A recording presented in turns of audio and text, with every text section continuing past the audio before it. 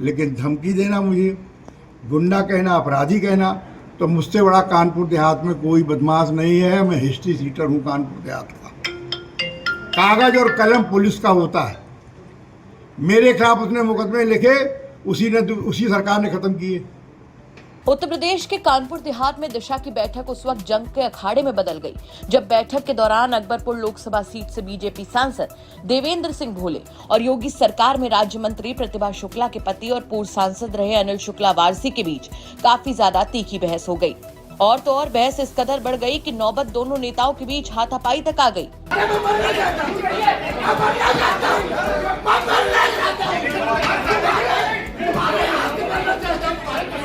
सामने ऐसा मंजर देखकर अधिकारियों के तो हाथ पैर फूल गए।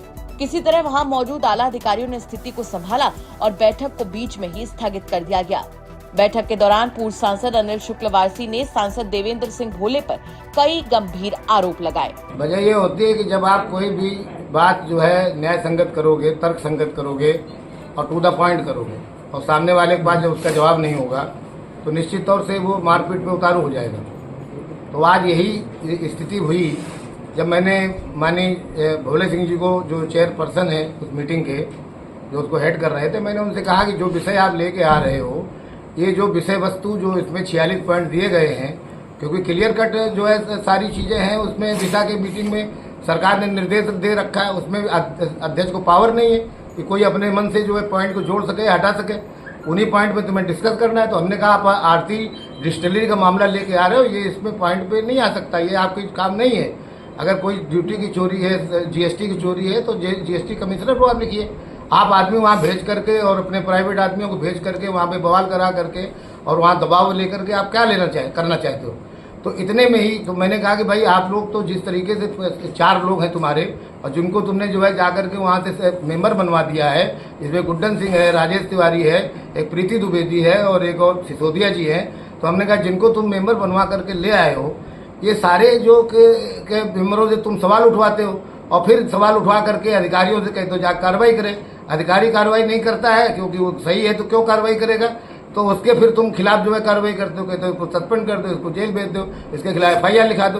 तो अधिकारियों को भी परेशान करते हो और जा करके फिर फैक्ट्री वालों को भी परेशान करते हो, उनसे भी तुम्हारे लोग जाकर के दोहन करने काम करते हैं। वहीं सांसद देवेंद्र सिंह भोले भी कहाँ पीछे रहने वाले थे।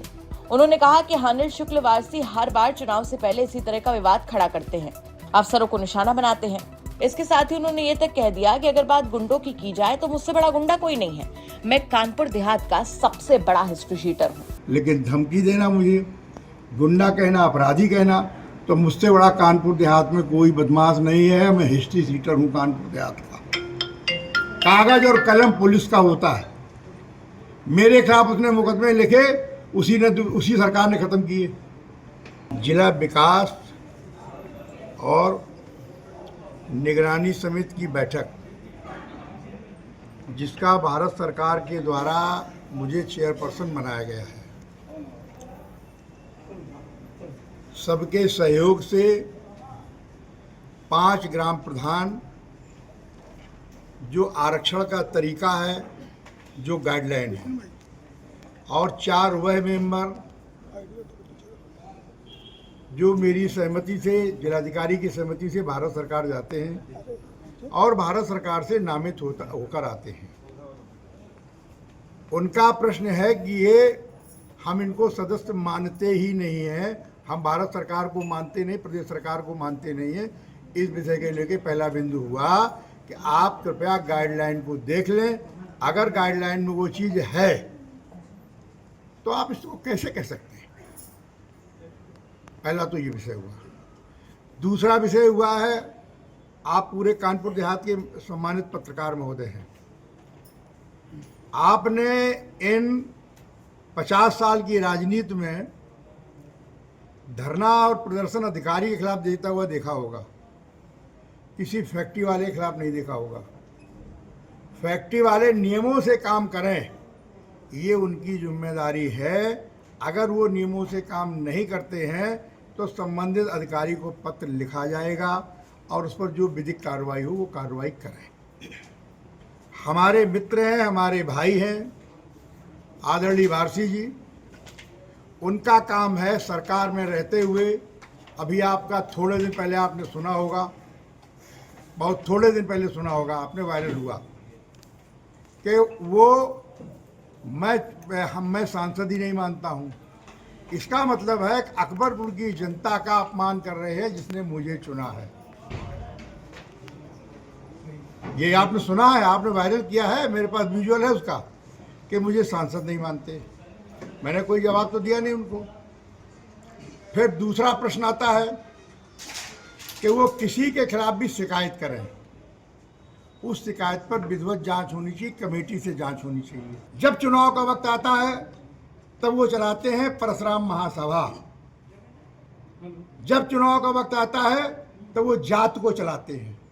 उनसे बड़ा मैं ब्राह्मण हूँ, उनसे बड़ा मैं क्षत्रिय हूँ, उनसे बड़ा मैं दलित हूँ, उनसे बड़ा मैं पिछड़ा वर्ग हूँ, और उनसे बड़ा मैं मुसलमान हूँ।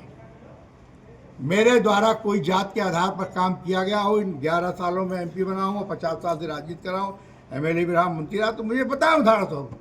और उनके द्वारा आपने गौलिया में देखा होगा 2021 में कि पूरे प्रदेश के माहौल को खराब करने के लिए के साथ ब्राह्मण की हत्या हो रही है। आपको बता दें कि दोनों ही सांसद और पूर्व सांसद का राजनीतिक वर्चस्व की इस जंग का इतिहास पुराना है। पूर्व सांसद वारसी राज्य मंत्री प्रतिभा शुक्ला के पति हैं। प्रतिभा शुक्ला भी कुछ महीने पहले वर्चस्व विवाद को लेकर धरने पर बैठ चुकी हैं। उस समय भी जिले की राजनीति में ये मामला काफी ज्यादा सुर्खियों में था। राजनीतिक अहम और आपसी वर्चस्व की टकराहट अब सरकारी बैठकों तक पहुंच गई है। जिले की विकास योजनाओं पर चर्चा करने वाली दिशा की बैठक अब राजनीतिक संघर्ष का प्रतीक बन गई है।